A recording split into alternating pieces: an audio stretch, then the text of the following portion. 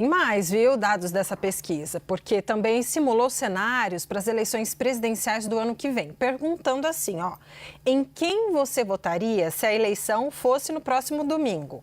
Vamos ver os números. O ex-presidente Jair Bolsonaro, do PL, ficaria com 46,7% dos votos.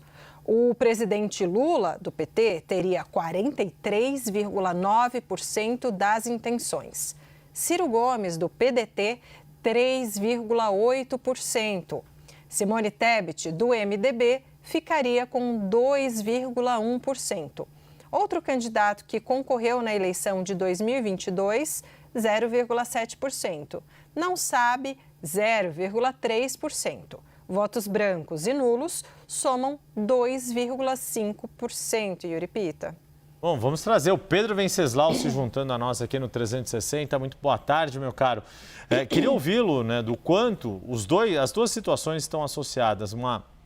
Mais uma piora na imagem do governo, a desaprovação crescendo, muito provavelmente em função desta alta percepção de piora na questão da corrupção com a fraude do INSS, e isso trazendo consequências para o cenário eleitoral do ano que vem, invertendo o resultado que ocorreu 2 anos e meio atrás, lá em outubro de 2022, quando Lula terminou o primeiro turno na frente. Agora a Atlas Intel traçando um cenário em que Jair Bolsonaro estaria aí arredondando a conta quase 3 pontos à frente do atual presidente.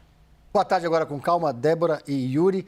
Olha, me lembrei de uma conversa que eu tive com o Duda Lima, marqueteiro do PL, assim que estourou esse escândalo da fraude dos descontos dos aposentados. Ele conversou, quando ele viu essa história na mídia, quando se revelou esse esquema dos descontos, ele procurou dirigentes do partido, sobretudo Valdemar da Costa Neto, presidente da sigla, e disse que ali tinha uma janela de oportunidade. Naquele momento, o PL já começava a coletar assinaturas para criar uma comissão parlamentar de inquérito na Câmara. E aí ele sugeriu, inclusive, o nome CPI do roubo dos aposentados. Por que eu estou dizendo isso? Porque naquela ocasião ele disse que as pesquisas internas do PL apontaram que, com esse escândalo do INSS, a palavra corrupção surgiu com força. Voltou a ser uma preocupação dos brasileiros, uma preocupação das principais preocupações, porque, claro, a corrupção nunca deixou de rondar a questão da preocupação dos brasileiros.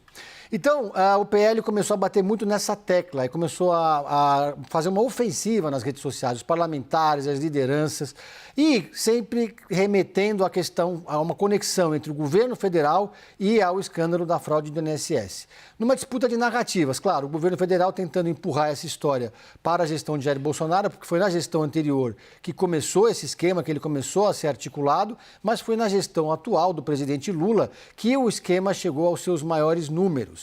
Então, enquanto um lado tenta emplacar a narrativa do montante, que é o lado da oposição, do lado oposto tenta empurrar para o adversário. Agora, a pesquisa mostra que pegou, né? Que pegou porque essa questão da corrupção já perseguiu a candidatura de Luiz Inácio Lula da Silva em 2022, quando a campanha do adversário Jair Bolsonaro bateu muito na tecla do mensalão. Em 2018, a mesma coisa, foi algo que desgastou demais a candidatura de Fernando Haddad.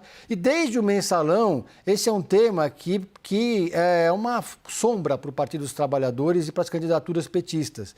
Muitos eleitores que votaram em Lula 1, votaram em Lula 2, depois disso acabaram se decepcionando com os governos petistas, conectando eles com a questão da corrupção, e foi isso, inclusive, que colaborou muito para o impeachment de Dilma Rousseff.